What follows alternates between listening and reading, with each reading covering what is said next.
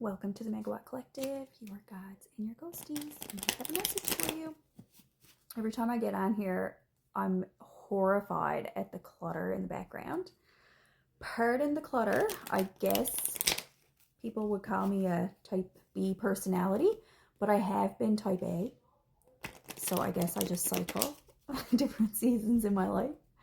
I go from perfectionist to hot mess. Okay, message coming through for the collective. I invite the seekers of light, the bearers of light, and the speakers of truth, please. This is a bit of, it's a message that's going to be a tangle for me to get out appropriately. But I got this thing in my mind where the gods and the ghosties are telling me, okay, the title of this video will be, He's Just Kin. The theme of this video will be, a high priestess cannot be supported by a man. And there are threads that I need to pull at to tie all of that together. If this goes into multiple parts, please watch every part, because some of what I'm about to say can be taken very out of meaning. It can be misconstrued. What I am not saying is that men should not pay child support. Boo. Or spousal support. What I am saying is that those things should not be called support. Child support and spousal support are not, they shouldn't be called support. They're not supports. They're father expenses and husband expenses and the expense of being a man in patriarchal capitalism. Boo. So let me thought dump what I think about how I define support. This is something that I've been thinking about for a long time, since I run a support group for the last 7 years, parent support group. The definition of support, I feel, is something that as a society we need to get right, because what support indicates is coming up from under somebody or something and lifting them up. Or it can be coming down from above somebody or something and lifting them up. That's what support is. When we talk about romantic partnerships, in an ideal world, you would be shoulder to shoulder. You would be holding each other up by leaning shoulder to shoulder on equal footing. Now, we live in patriarchal capitalism, so we do not have the ideal. But there are some women, and I do speak in binaries because it's necessary for my form of communication. I believe in the gender spectrum. I support the gender spectrum. From below or above, I don't know which one. You can decide that yourself. It's for my own communication and for the collective that I serve. There are certain women who could never be supported by a man. Certain ones in certain walks of life, in certain times in the universe. And when those women they try to receive support from a man, try to demand support from a man, or try to accept support from a man, it does them wrong. Also, vice versa. This can be flipped to say if the man tries to accept, demand, or receive support from a woman, it does him wrong. I mean it in both ways.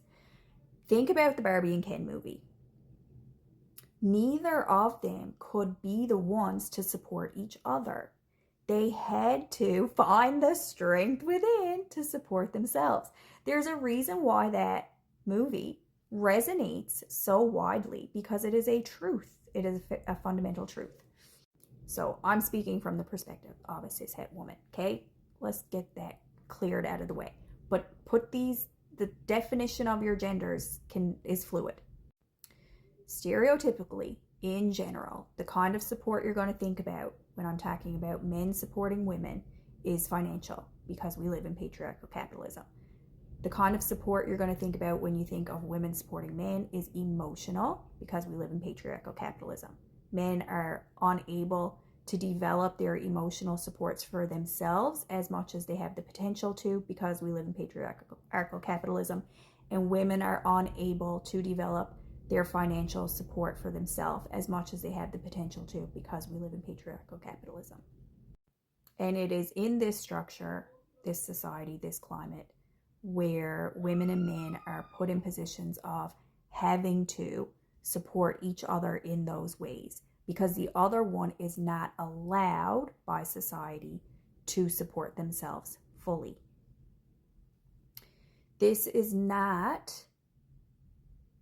fulfilling for a romantic relationship. And one of the things, I am going to get to the cards, by the way. This is a message from the cards, not from me. This is not my opinion. This is a channeled message from wherever they come from. The voices in my head. This may be why 50% of relationships end in divorce, 50% of marriages end in divorce. This may be why. This may be why everybody is so unhappy and unhealthy. I think part of what contributes to this is people marrying too young in their developmental journey.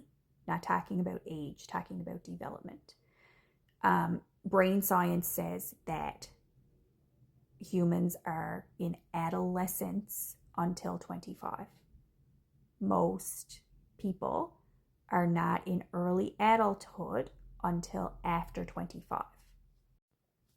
Society tells us, they call youth novels, YA novels, they say are for ages 12 and above. That is wrong. That is lies. We need to understand the concepts of developmental age in order to be sensible and happy and in line with each other. Adulthood starts after 25. Young adulthood starts after 25. If you're 26, you're a young adult. You're not even a mature, wise adult yet. You're a fledgling adult. Adolescence is a whole other age. It's not young adulthood. Neither the teenage years are not young adulthood. The teenage years are the teenage years. They're adolescence. It's a season unto itself. It's not late childhood or early adulthood. It's just adolescent.